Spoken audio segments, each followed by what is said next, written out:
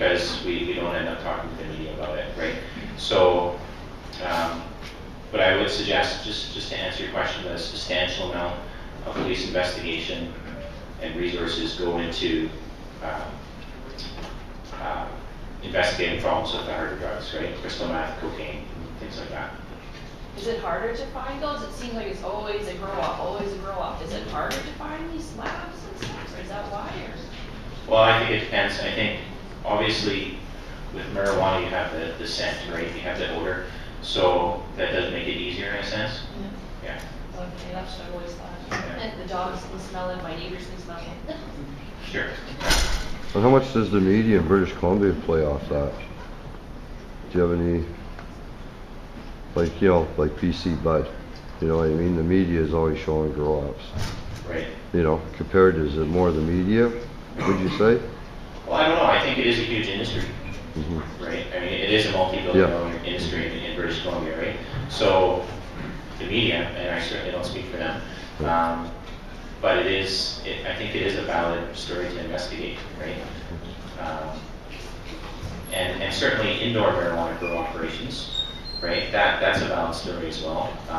We don't want to have those in a city. It doesn't make sense to be growing marijuana in a basement somewhere. So ideally, post-prohibition, that would be legal, right? And somebody would grow that in a greenhouse or something like that. So just moving on, drug prohibition is guaranteed to prevent open and honest research.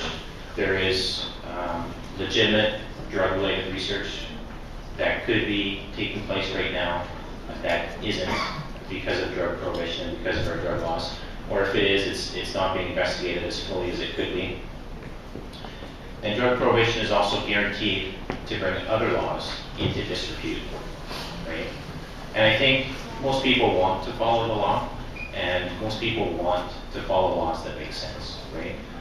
Don't steal, don't rape, don't murder, impaired driving, whether it's by alcohol, prescription medication, or marijuana. We understand that we have a shared duty to keep our roads safe, right? We want our police officers to arrest impaired drivers so that innocent people aren't hurt, right? Those are laws that make sense, and yet with our prohibition on marijuana use in Canada, we have a law that broad segments of our society are ignoring, right? So what does that do for all of our laws in general, right? It diminishes them, that's right. And lastly, drug prohibition is guaranteed to waste large amounts of public funds. And that's money that could be spent elsewhere on early childhood education, on paying down the national debt, on health care, right, on more efficient public health care system. Affordable housing. Right. Excuse me? Yes. What about, like, this is a good idea, like when people buy marijuana, right, like for medical use or anything at all, for any kind of purposes with marijuana, with the police and all, like, do they investigate if there's tainted, do they bust people right away for tainted drugs if they're selling crystal meth in their marijuana? Even if they didn't go and test it, but like, are they investigating what kind of stuff are being sold on the streets in marijuana, or how can they control or something like that? Well, and I think that's a good point. So I think the question is, if somebody's selling medicinal marijuana or even regular marijuana on the streets and they're lacing it with crystal meth, is that something that the police are looking into? Well, I don't speak for my police department or anything like that. But it's an interesting question, and it comes back to the fact that drug prohibition is basically guarantees that some people will overdose and die, right? Because of the fact that they don't know what they're buying. They're buying substances of unknown purity because there is no quality control on drug dealers. And then the other side of that is a lot of these drug addicts are consuming these drugs in back alleys where it's not sterile, where it's low light conditions, where they're injecting their drugs quickly because they don't want to get caught, right? So these are conditions that are not optimum for drug use. And as a result, sometimes people die. Gail? I was wondering, what's going on? I was overwhelmed at how many people have come here to see today. I'm very happy about that crowd. But I'm sure every one of us is wondering if there was, and I know it's asking a lot, but if there was one way that you could suggest to everybody here that we could actually go home and help you with your mission and ours, what would that be? Well, thank you, Gail. That's a good question. I think it's interesting. I don't think I will do too many presentations to this kind of group anymore. And not because I don't like you or anything like that, but because I feel like I'm preaching to the converted, right? Exactly. Amen. Amen. That's right. So, and I think going forward, I will try to speak to Rotary clubs, to chambers of commerce, Exactly. just conservative groups, right?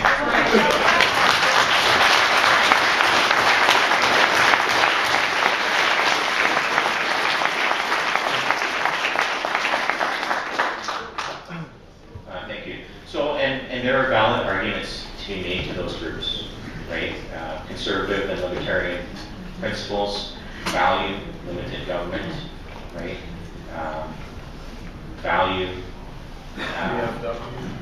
small government, right? So there's certainly legitimate arguments to be made to those groups, right? And ideally, ending drug prohibition should be something that crosses all political parties and boundaries, right? It's something that can speak to everyone in Canada. So, just moving forward, I've given some examples of how drug prohibition doesn't work in our country. And I'm going to talk a little bit about what we could replace it with. Law enforcement against prohibition doesn't have an official position on what should replace drug prohibition. We just know that it doesn't work. So we just try and spread a message that it doesn't work. But individual speakers are free to share their own ideas about what should replace drug prohibition. So briefly, I'll just go over sort of my idea on what I think should happen, right?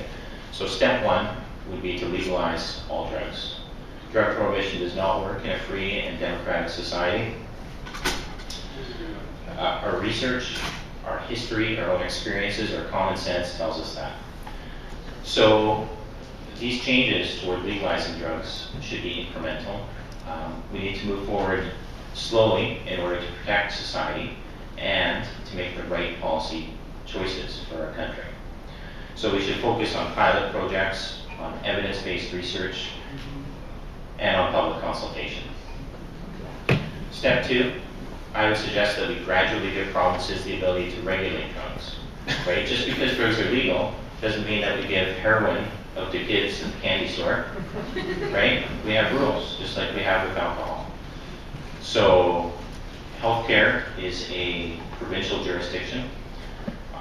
I would suggest that the ability to regulate drugs is something that should come under provincial jurisdiction as well, right? Why should British Columbia have to beg Ottawa for permission to fund Insight? And the converse is true as well, right? If Alberta wants to have strict regulations around drug usage, stricter than Quebec, for example, well, they should be able to do that. Now, the exception here might be some import-export laws that would remain the jurisdiction of the federal government, and I think that makes sense in the sense that we have to be good neighbors, right? We are one country in a large world, so we need to get along with our neighbors, particularly the United States. So, and then step three, I would suggest that we need to decide what to do with the peace dividend, right? Because when you end the war on drugs, there is a peace dividend in the form of economic prosperity from reduced crime, a more efficient public health care system, and additional tax revenues.